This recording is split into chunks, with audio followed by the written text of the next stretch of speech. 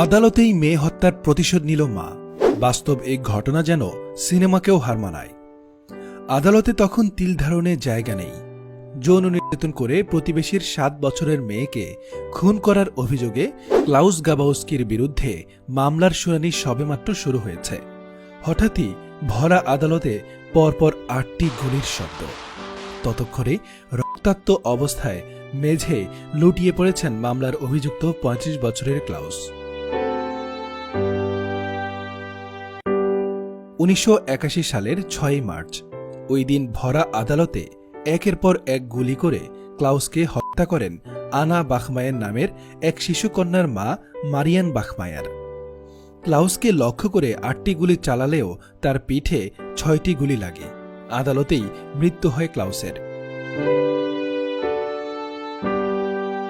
পেশায় কসাই ছিলেন ক্লাউস, যিনি ছিলেন মারিয়ানের প্রতিবেশী।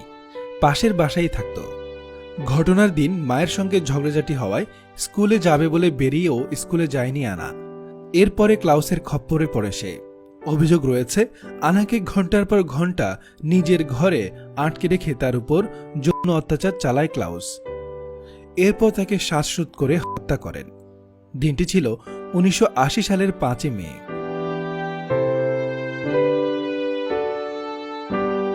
তৎকালীন পশ্চিম জার্মানির লুবেক শহরের এই খুনের ঘটনায় দেশ জুড়ে শোরগোল পড়ে গিয়েছিল। আদালত কক্ষে ক্লাউসের খুনের পর তা নিয়ে আরও হইচই পড়ে যায়। ঘটনার প্রায় 42 বছর পর একে যুদ্ধ পরবর্তী যুগে জার্মানির সবচেয়ে চর্চিত প্রতিশোধের উদাহরণ হিসেবে তকমা দেয়া হয়। এই মামলায় তদন্তকারীদের দাবি ছিল, খুনের পর আনার ছোট্ট দেহটি বাক্সবন্দি করে একটি খালের ধারে রেখে এসেছিল ক্লাউস। তবে ঘটনার রাতেই ধরা পড়ে যান তিনি। ক্লাউসের বান্ধবী পুলিশকে সতর্ক করেন যে কোনো কিছু একটা গোলমাল ঘটছে এবং তাতে জড়িত রয়েছে ক্লাউস। এরপর তাকে গ্রেফতার করে লুবেক পুলিশ। সুপ্রিয় দর্শক, ভিডিওর এই পর্যায়ে জানতে চাচ্ছি আপনারা কে কোথা থেকে এই ভিডিওটি দেখছেন, মন্তব্য করতে ভুলবেন না।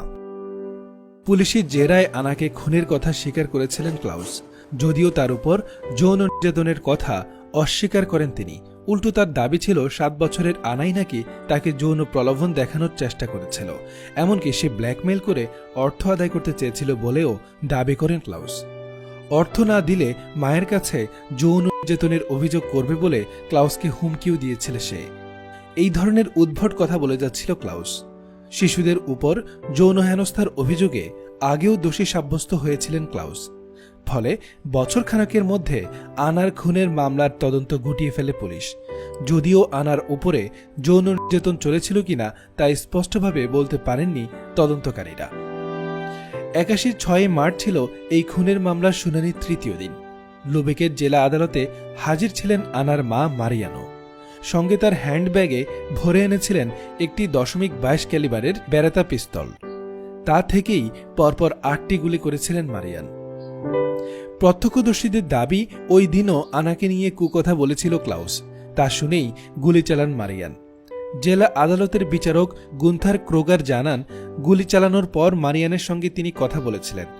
বিচারকের দাবি, সে সময় শোকাহত মায়ের মুখ থেকে একটি কথাই বেরিয়েছিল। তিনি বলেছিল, আমি ওকে খুন করতে চেয়েছিলাম শুধু। অনেকের দাবি, ক্লাউসকে খুনের পর মারিয়ান বলতে থাকেন, ও আমার মেয়েকে খুন করেছে, আমি ওর মুখে গুলি করতে চেয়েছিলাম, কিন্তু গুলি ওর পিঠে লেগে গিয়েছে, আশা করি ও মারা গিয়েছে। 2 জন পুলিশকর্মীর দাবি, গুলি করার পরও ক্লাউসকে গালিগালাজও করেন মারিয়ান। মেয়ের খুনিকে খুন করার পর ওই আদালতে শুনানির মুখোমুখি হয়েছিলেন আনার মা। শুনানির সময় নিজের বয়ানে মারিয়ান দাবি করেন, তিনি স্বপ্নে দেখেছেন ক্লাউসকে তিনি খুন করছেন এবং সেই সময় আদালতে দাঁড়িয়েছিল আনা। মারিয়ানের মানসিক অবস্থা খতিয়ে দেখার জন্য তার হস্তলিপি নমুনা পরীক্ষা করেছিলেন এক চিকিৎসক। তিনি জানান, সেই কাগজে মারিয়ান লিখেছেন, আনা, তোমার জন্য আমি এমনটি করেছি। এরপর ওই লাইনের পাশে 7টি হার্ট ইমোজি এঁকে দিয়েছিলেন। খুন হওয়ার সময় আনার বয়সও ছিল 7। শিশুকন্যাকে খুনের প্রতিশোধের এই কাহিনী ফলাও করে ছেপেছিল তৎকালীন পশ্চিম জার্মানির সংবাদ মাধ্যম। অনেকের দাবি, মামলার খরচ তুলতে স্টার্ন নামে একটি সাপ্তাহিক পত্রিকায় নিজের সম্পর্কে নানা কথা ছাপার সত্ত্ব বিক্রি করেছিলেন মারিয়ান। সেজন্য $158,000 নিয়েছিলেন তিনি। ক্লাউসকে খুনের অপরাধে 1983-তে মারিয়ানকে 6 বছরের জন্য কারাবাসে সাজা দেয় জেলা আদালত। বিভিন্ন পত্রপত্রিকায় মারিয়ানের কথা গোগ্রাসে গিলতেন পাঠকরা। অ্যালেনবাখ ইনস্টিটিউটের তরফে তাকে নিয়ে সমীক্ষাও চালানো হয়েছিল। শিশুকন্যার খুনের বদলা নিতে মারিয়ান ঠিক কাজই করেছেন বলে মত দিয়েছেন 28% জার্মান। 27% জানিয়েছিলেন এই খুনের জন্য এত বছরের সাজা দেওয়াটা বাড়াবাড়ি। অন্যদিকে 25%-এর মতে অতি অল্পেই পার পেয়ে গিয়েছেন মারিয়ান। 6 বছরের কারাবাসের সাজা কাটানোর আগেই জেল থেকে ছাড়া পেয়ে গিয়েছিলেন মারিয়ান। 85 জুনে জেলের বাইরে বার হন তিনি। এরপর দেশ ছেড়ে নাইজেরিয়ায় গিয়ে থাকতে শুরু করেন। সেখানেই সংসার পেতেছিলেন তিনি। 90 দশক পর্যন্ত সে দেশেই কাটান। নাইজেরিয়ায় থাকাকালীন স্বামীর সঙ্গে বিচ্ছেদ হয়েছিল মারিয়ানের। এরপর ইটালির সিসিলিতে বসবাস শুরু করেন তিনি। সেখানেই অগ্ন্যাশয়ে ক্যান্সার ধরা পড়ে তার। এরপর সংযুক্ত জার্মানিতে ফিরে গিয়েছিলেন তিনি। 1996 সালে লুবেক শহরেই 46 বছর বয়সে মারা যান মারিয়ান। সুপ্রিয় দর্শক, আপনাদের কি মনে হয় মারিয়ান কি সঠিক কাজ করেছে? মন্তব্য করতে ভুলবেন না।